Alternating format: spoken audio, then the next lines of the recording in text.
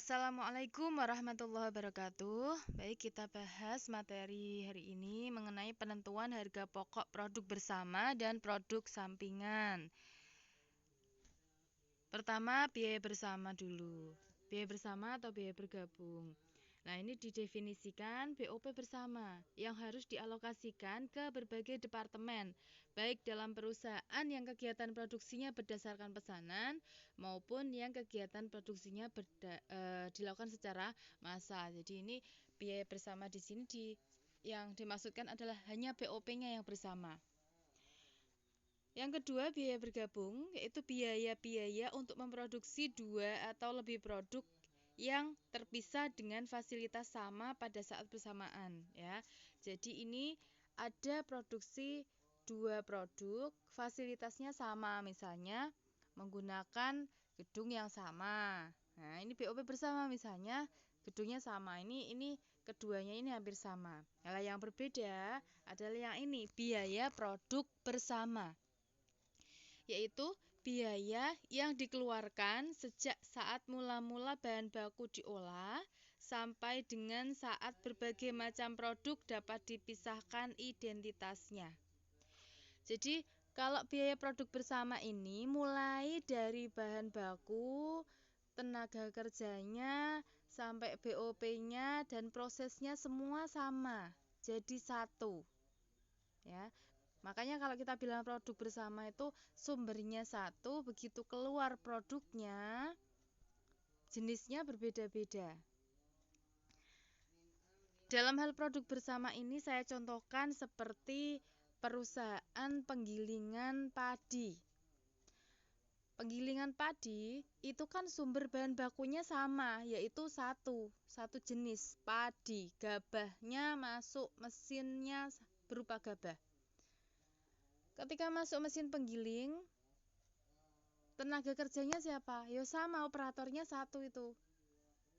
Ya, satu atau dua dengan operator yang sama, mesinnya sama, bahan bakar yang dipakai sama, begitu keluar, jalannya berbeda-beda, ada yang menjadi beras, ada yang menjadi dedak atau bekatul, ada yang menjadi sekam. Nah, jadi itu namanya produk bersama, biaya yang dikeluarkan namanya biaya produk bersama.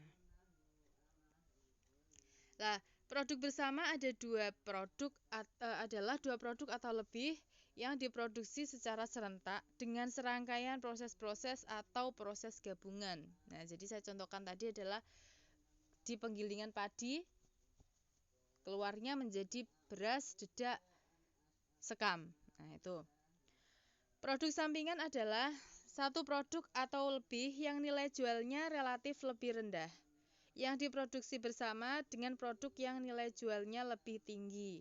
Nah, jadi dalam produk bersama ini ada dua macam produk, yaitu produk utama dan produk sampingan. Produk utama itu tadi misalnya di penggilingan padi, produk utamanya apa? Beras. Produk sampingannya dedak sama sekam, karena nilai jualnya lebih rendah. Sedangkan produk sekutu adalah dua produk atau lebih yang diproduksi pada waktu yang bersamaan tetapi tidak dari kegiatan pengolahan yang sama atau tidak berasal dari bahan baku yang sama. Jadi ini beda produk tapi produksinya sama waktunya. Nah, jadi si A mengerjakan kursi A, si B mengerjakan kursi B, bentuknya sama. Nah, ini namanya produk sekutu, bukan produk bersama. Ya, ini tadi sudah saya singgung di depan. Produk bersama ini hasilnya ada produk utama dan produk sampingan. Produk utama ini yang mutunya lebih tinggi, nilai jualnya lebih tinggi. Dan produk sampingan ini mutunya atau kualitasnya lebih rendah, nilai jualnya juga lebih rendah. Biasanya beratnya atau masanya juga tidak sebanyak dari produk utama. Contoh dari produk utama, produk sampingan, dan produk sekutu. Ya, yang pertama, di penggilingan padi yang dapat menghasilkan beras mempunyai sisa dalam bentuk dedak. Nah, beras ini merupakan produk utama, sedangkan dedak merupakan produk sampingan. dalam perusahaan penggilingan minyak bumi.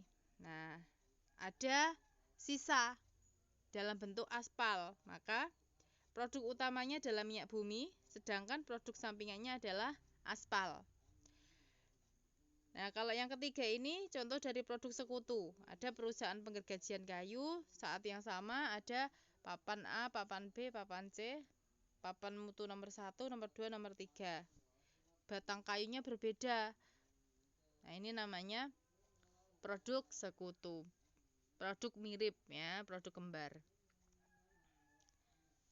Oke, karakteristik produk bersama teman-teman bisa mencermati uraiannya. Silahkan dibaca. Nanti kalau ada pertanyaan silahkan ditanyakan. Saya skip ya. Dalam penentuan harga pokok produk bersama ini perlu dialokasikan. Ada beberapa metode yang dipakai. Yang pertama metode nilai jual relatif, yang kedua metode satuan fisik, yang ketiga metode rata-rata biaya persatuan, dan yang keempat metode rata-rata tertimbang. Kita bahas yang pertama dulu, metode nilai jual relatif. Nah, metode nilai jual relatif ini adalah alokasi biaya bersama berdasarkan pada nilai jual relatifnya. Jadi yang ditekankan di sini adalah yang dilihat, yang dibandingkan adalah nilai jual relatifnya. Penentuannya biaya bersamanya yang paling tinggi yang mana? Gitu. Untuk lebih jelasnya kita langsung ke dalam contoh soal. Untuk yang metode pertama dulu, metode nilai jual relatif. Soal ini saya kutip dari bukunya buku karangannya Pak Mulyadi. Misalkan biaya bersama yang dikeluarkan oleh PT El Sari selama satu periode berjumlah 750.000. Jadi dalam satu kali produksi itu biaya yang keluar 750.000. Dari biaya 750.000 itu menghasilkan 4 macam produk satu kali proses ya. A, produk B, produk C, dan produk D. Masing-masing jumlah produk yang dihasilkan A 15.000, B 20.000 kilo, C 25.000 kilo, dan D 10.000 kilo. Dengan harga jual di pasaran, harga jualnya untuk A Rp10 per kilo, untuk B 17,5 per kilo, untuk C Rp12 per kilo, dan untuk D Rp20 per kilo. Maka, nah ini kalau ini data. Kita mulai masuk ke kolom nilai jual. Kolom nilai jual ini diperoleh dari kolom 1 dikalikan dengan kolom 2 ya.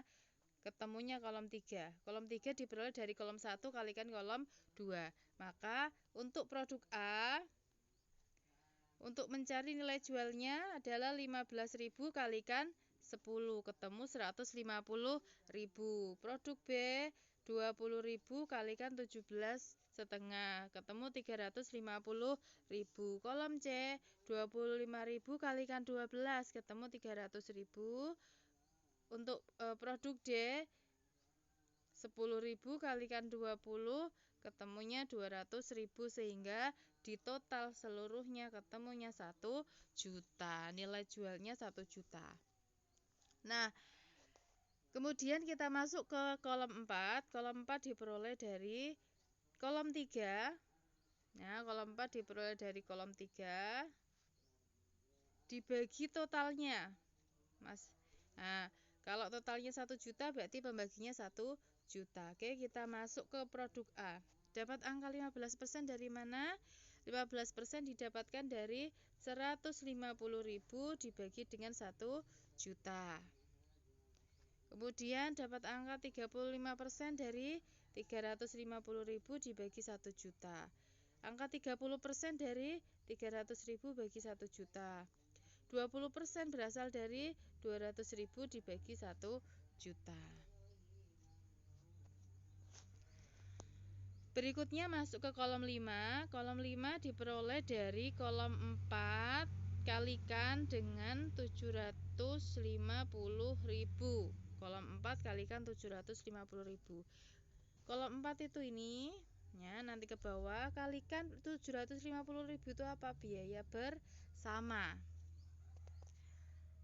Sehingga untuk mendapatkan alokasi biaya bersamanya A diperoleh dari mana? 15% kalikan dengan 750.000. Ketemu 112.500. Produk B 35% kalikan 750.000. Ketemu 262.500. Produk C 30% kalikan 750.000. Ketemu 225. Produk D 20% kalikan 750.000, ketemunya 150.000. Di jumlah keseluruhan harusnya dapatnya sama 750.000. Kalau tidak sama dengan ini berarti ada kesalahan dalam perhitungan. Sehingga harga pokok produk bersama yang ada di kolom 6 diperoleh dari kolom 5 dibagi dengan kolom 1. Kolom 5 itu harga alokasi biaya bersamanya, ya, dibagi dengan kolom 1. Sehingga ketemu harga pokoknya setiap produk. Nah, kita lihat produk A ketemu 7,5, dapat dari mana? Dapat dari 112.500 dibagi 15.000. Produk B 262.500 bagi 20.000. Produk C 225.000 dibagi 25.000, ketemu 9. Produk D 150.000 bagi 10.000, ketemu 15. Nah, itu ketemu harga pokoknya untuk masing-masing produk. Jadi kita bandingkan antara harga pokok dengan harga jual. Oh, ternyata ya lebih tinggi harga jual, berarti kita ada laba kotor sebesar 2,5 untuk produk A. Produk B ada laba berapa, produk C ada laba berapa, dan produk D ada laba berapa. Berarti kalau ternyata harga pokoknya ketemu di bawah harga jual, setidaknya ada laba kotornya.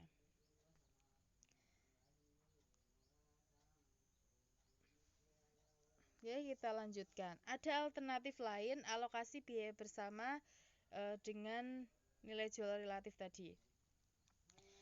Rumusnya adalah persentase biaya dari nilai jual sama dengan total biaya bersama dibagi total nilai jual kalikan 100%. Maka dari soal tadi, ya, persentase biaya dari nilai jualnya, total biaya bersamanya tadi berapa? Total biaya bersama di sini tadi kan 750. Maka masukkan 750.000 dibagi nilai jual totalnya tadi berapa? 1 juta. Mana angkanya? Ini 1 juta. Ya. 750 dibagi 1 juta ketemunya, ya, dikalikan 100%, ketemunya 75%, ya. Dari 75% ini kita masukkan ke masing-masing produk A, B, C, D. Persentasenya sama 75% semua, ya. Hanya saja pengalinya yang berbeda-beda. Pengalinya adalah angka 150.000 dari mana? 350.000 dari mana? Pengalinya ini berasal dari sini, angka ini.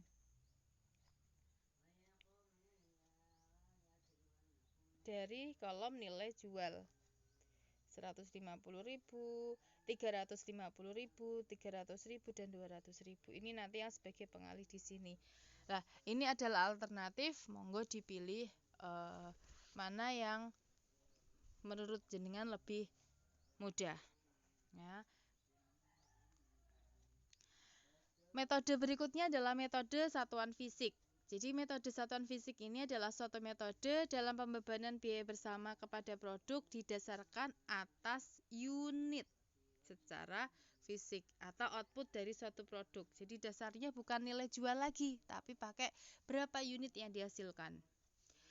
Dalam metode unit fisik, unit output dari suatu produk harus diungkapkan dalam bentuk satuan yang sama. Ya, kalau liter liter semua, kalau kilogram kilogram semua, kalau biji biji semua, ya. Satuan dapat berupa volume, bobot, atau ukuran karakteristik lainnya. Rumusnya adalah pembebanan sama dengan pembebanannya di sini maksudnya pembebanan biaya bersama. Jumlah unit masing-masing produk dibagi dengan jumlah unit keseluruhan produk dikalikan biaya bersama. Kita masuk ke contoh.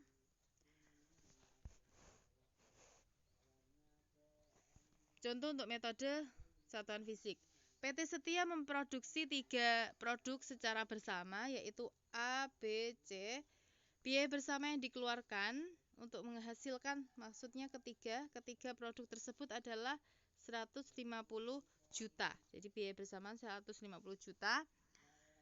Diperoleh produk A, B, dan C, masing-masing A 30.000, produk B 48.000, dan produk C 42.000.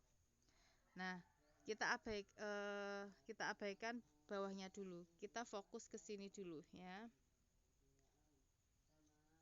Baik. Kita selesaikan dulu. Buat skema, biaya bersamanya totalnya tadi 150 juta, menghasilkan produk A 30.000, produk B 48.000 unit, dan produk C 42.000. Nah, setelah cetok, maka kita alokasikan. Poin A dulu, poin A. Untuk menjawab pertanyaan A. Alokasi join cost masing-masing produk, kita masukkan sesuai rumus yang ini tadi. Rumus ini tadi, pembebanannya sama dengan jumlah unit masing-masing produk dibagi jumlah unit keseluruhan produk kalikan biaya bersama. Nah, dari rumus itu kita masukkan ini. Jumlah unit masing-masing produk A, B, dan C. Masing-masing produk angkanya 30.000, 48.000, dan 42.000. Ini berasal dari soal ini tadi. Nah, ini 30.000, 48.000, dan 42.000.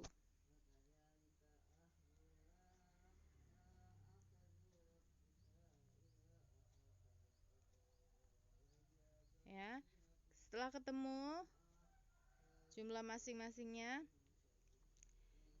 30.000, 48, dan 42, kita bagi dengan jumlah keseluruhan. Angka 120 dari mana? Dari total ini. Maaf. Dari total ketiganya ini tadi. Ya, total A, B, dan C di total 120.000. Oke, kita masukkan sebagai pembagi. Ya, sebagai pembagi ini. Kemudian dikalikan dengan 150 juta. 150 juta ini apa? Biaya bersama yang tadi ada di dalam contoh soal. Sehingga masing-masing kita hitung ketemunya 37.560 juta dan 52.500. Kalau di total harus sama 150 juta. Nah, kalau ternyata ada proses lanjutan setelah diproduksi, maka yuk tinggal menambahkan. Untuk produk A tadi kan biaya bersamanya 37.500, produk B 60 juta, produk C 52.500. Nah, kalau ditambah ada proses lanjutan, yuk tinggal menambah biayanya. Biaya proses lanjutannya berapa? Oh, A 18 juta, B 25 juta, C 46 juta. Yuk tinggal masukkan. Tambahkan di sini A 18 juta, B 25 juta, C 40 juta sehingga ketemu biaya produksi totalnya sampai di proses akhir. Gitu. Selanjutnya metode yang ketiga adalah metode rata-rata persatuan atau unit.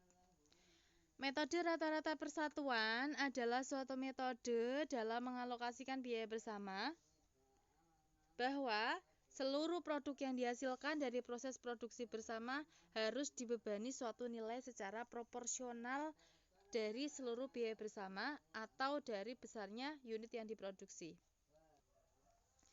Nah, rumusnya ada dua macam, tapi yang kita kerjakan dulu adalah rumus yang bawah. Ya, rumus yang dikerjakan dulu adalah rumus yang bawah. Baru setelah bawah ketemu, cari pakai rumus yang atas. Ini kan pembebanan biaya per unit, pembebanan sama dengan biaya per unit kalikan jumlah unit masing-masing produk. Nah, untuk nyari biaya per unitnya ini perlu diselesaikan dengan cara ini. Gitu, logikanya begitu. Baik, kita masuk ke contoh soal. Contoh dari metode rata-rata persatuan atau unit. Nah, PT Singgalang Jaya memproduksi 3 produk secara bersama, yaitu produk A, B, dan C. Maka ini diketahui biaya bersamanya adalah 120 juta. Menghasilkan produk A, B, C. A sebanyak 15.000, B 35.000, dan C 10.000. Nah, kita fokus ke soal yang atas dulu, yang bawah nanti menyesuaikan. Nah, kita buat skemanya. Biaya bersama 120 juta menghasilkan produk A 15.000, produk B 35.000, produk C 10.000. Kalau di total 60.000. Ya kan, 60.000 unit. Nah, sehingga kita selesaikan dengan cara metode rata-rata tertimbang. Caranya bagaimana? Tadi masukkan ke rumus. Yang pertama, rumus yang bawah dulu. Rumus yang bawah dulu yaitu biaya per unit sama dengan jumlah biaya bersama dibagi jumlah keseluruhan unit produk. Ya, kita masukkan ke dalam rumus yang bawah dulu. Biaya per unit sama dengan biaya bersama, total biaya bersama dibagi total unit. Total biaya bersama tadi berapa? Total biaya bersama banyaknya 120 juta. Ya, dari sini tadi 120 juta dibagi dengan 60.000 ini jumlah keseluruhan. Sehingga ketemu 2.000 rupiah per unitnya. Artinya setiap satu produk harga pokoknya 2.000. Lah, kalau ternyata A menghasilkan 15.000 unit, ya tinggal mengalihkan. Kalau B menghasilkan 35.000 unit, ya tinggal mengalihkan. Sehingga ketemunya 30 juta, 70 juta, dan 20 juta. Kalau di total ketemunya sama 120 juta. Sama dengan apa? Sama dengan total biaya bersama. Nah, kalau ternyata ada proses lanjutan, maka biaya bersama yang ini tadi masukkan di sini. Ditambah dengan biaya proses lanjutannya dari mana? Dari soal ini tadi. Biaya proses lanjutan. Tinggal memasukkan 12 juta, 16 juta, dan 7 juta. Ya, 12, 16, dan 7 sehingga ketemu proses akhirnya. Untuk metode berikutnya adalah metode rata-rata tertimbang. Adalah metode yang dalam mengalokasikan biaya bersama berdasarkan pada unit produksi dan dikalikan dengan faktor penimbang. Ya, yang perlu diperhatikan di sini ada faktor penimbang atau bobot dan diperoleh dalam jumlah penimbang rata-rata setiap produk dibagi dengan jumlah penimbang rata-rata seluruh produk. Angka penimbang dapat ditentukan berdasarkan besarnya jumlah produk yang digunakan. Angka penimbang ini digunakan akibat sulitnya pembuatan produk misalnya. Pembedaan jam tenaga kerja yang dipakai, waktu yang digunakan untuk menghasilkan jenis produk. Nah, ini sebagai bobot penimbangnya berbeda-beda. Rumus untuk pembebanannya adalah jumlah penimbang rata-rata setiap produk dibagi jumlah penimbang rata-rata seluruh produk dikalikan dengan biaya bersama. Contoh dari metode rata-rata tertimbang. PT Singgalang Jaya memproduksi 3 produk secara bersama, masih tadi soal, tapi angkanya berbeda-beda. Ada produk A, B, dan C. dengan biaya bersamanya adalah 16.800.000. Produk A menghasilkan 3.200, produk B 6.400, produk C 1.600. Yang kita fokus di sini adalah unit produksi dan bobot. Bobotnya di sini untuk produk A bobotnya 2, produk B bobotnya 2, dan produk C bobotnya 4. Bobot ini didasarkan ibaratnya nilai. Kayak jenengan kuliah ada yang 1 SKS, ada yang 2 SKS, ada yang 3 SKS. Nah, itu ibaratnya seperti itu ya. Nah, dari sini kita masukkan, maaf ya, coret. Penyelesaiannya yang pertama kita buat skemanya dulu. Biaya bersamanya 6.800.000 ya, 16.800.000 menghasilkan produk A, B, dan C. Masing-masing 3.200, 6.400 dan 1.600. Setelah itu kita masukkan ke dalam rumus. Ya. Rumus untuk menghitung nilai bobotnya A, B, dan C-nya dulu. A banyaknya yang dihasilkan tadi kan 3.200 kalikan bobotnya 2. Dari soal tadi kan begitu. 3.200 dikalikan bobotnya 2. Ini juga sama. B yang dihasilkan berapa? 6.400. Kalikan bobotnya B berapa? Lihat ke soal tadi, bobotnya B 2. Nah, kalau C unit produksinya 1.600 kalikan bobotnya dia 4. Sudah ketemu. Masukkan masing-masing setelah dikalikan bobot menjadi 6.400, 12.800 dan 6.400. Sehingga totalnya 25.600.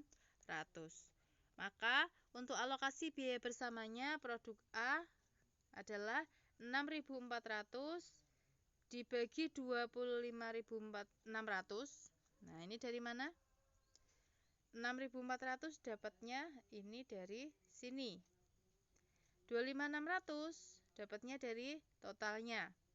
Dikalikan 16.800 dari mana? Dari biaya bersama. Oke, sehingga ketemu angka 4.200.000. Ini juga sama. B 12.800 bagi 25.600 kalikan biaya bersama. C pun sama, sehingga ketemu angkanya totalnya biaya bersama sama dengan total gelondongannya tadi.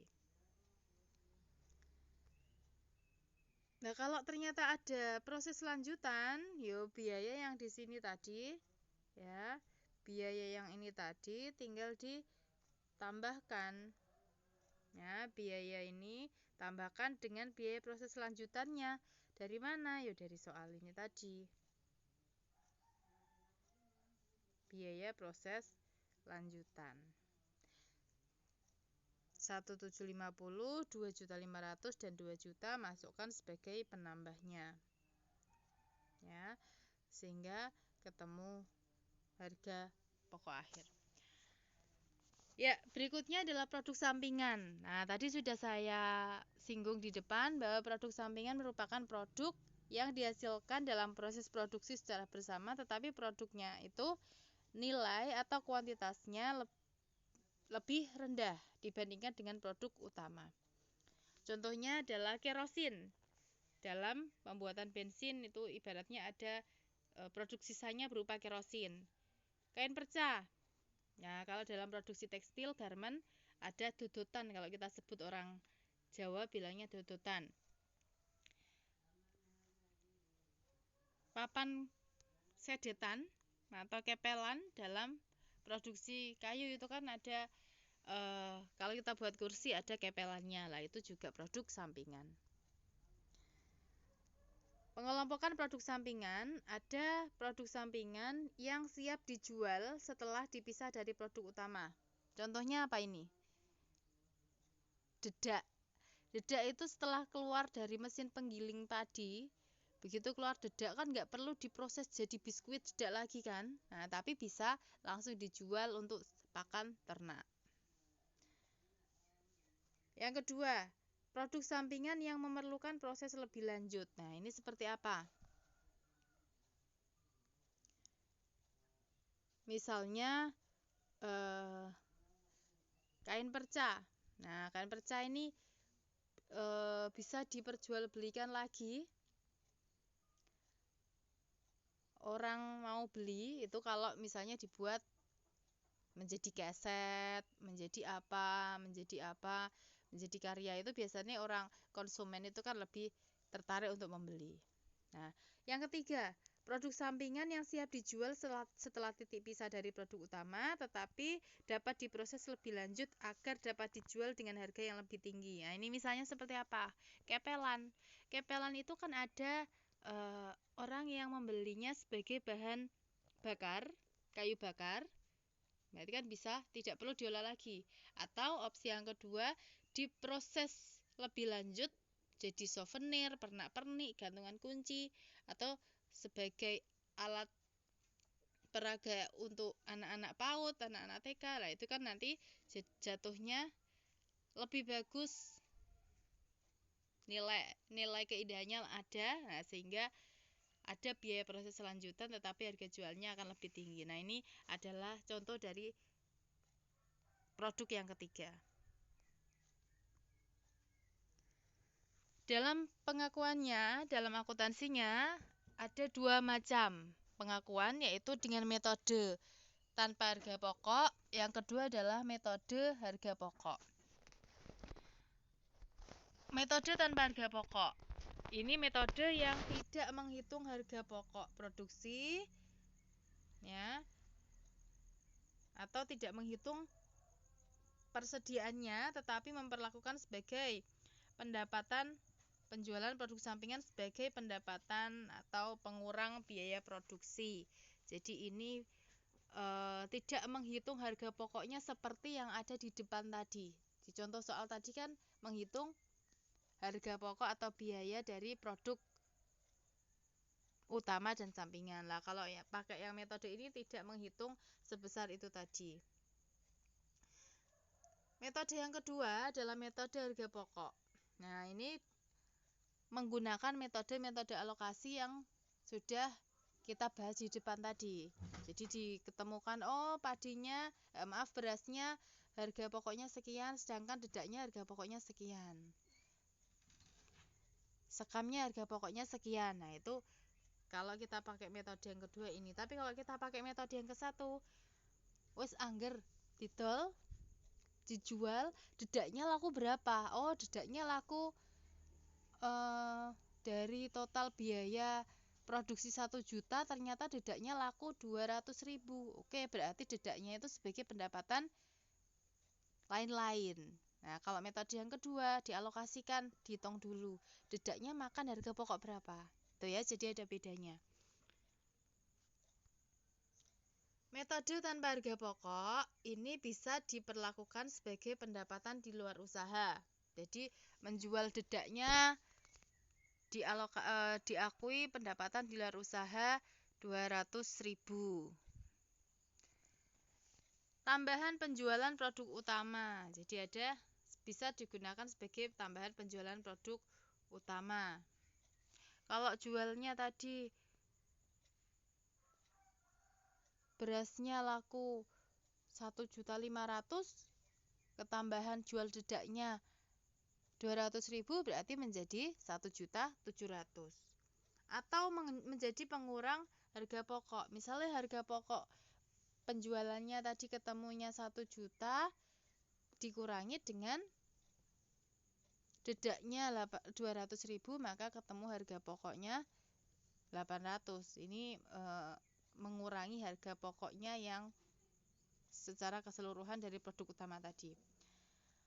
Atau yang keempat bisa sebagai pengurang total biaya produksi. Nah, ini monggo bisa dipakai, dipilih mana akun yang dipakai. Ya, dipilih salah satu, jangan dua-duanya nanti, atau empat-empatnya jangan, nanti double pencatatan. Metode yang berikutnya tadi adalah metode harga pokok, bisa dihitung dengan metode-metode alokasi yang di depan tadi. Nah, ini ada dua cara, yaitu metode biaya pengganti. Harga pokok diperhitungkan dalam produk sampingan adalah sebesar harga belinya. atau biaya pengganti yang berlaku di pasar. Ya, ini hampir seperti harga tanpa harga pokok. Jadi melihatnya itu harga di pasar. Atau menggunakan metode reversal. Atau disebut metode pembatalan biaya adalah produk sampingan mendapat alokasi biaya terlebih dahulu. Jadi misalkan ada biaya produksi 1 juta, ya, biaya produksi 1 juta, dihitung harga pokoknya beras berapa. Oh, beras memakan biaya 800.000, dedak 200.000, yaitu dipisahkan seperti tadi. Metode reversal, ya. Produk sampingan ini dialokasikan dulu. Oke, 200.000 ya dedaknya gitu. Jadi ada pengalokasian seperti yang di depan tadi loh, yang ada beberapa contoh metode alokasi. Oke, demikian penjelasan tentang materi penentuan harga pokok produk bersama dan produk sampingan. Saya cukupkan. Kurang lebihnya mohon maaf. Akhirul kalam. Assalamualaikum warahmatullahi wabarakatuh.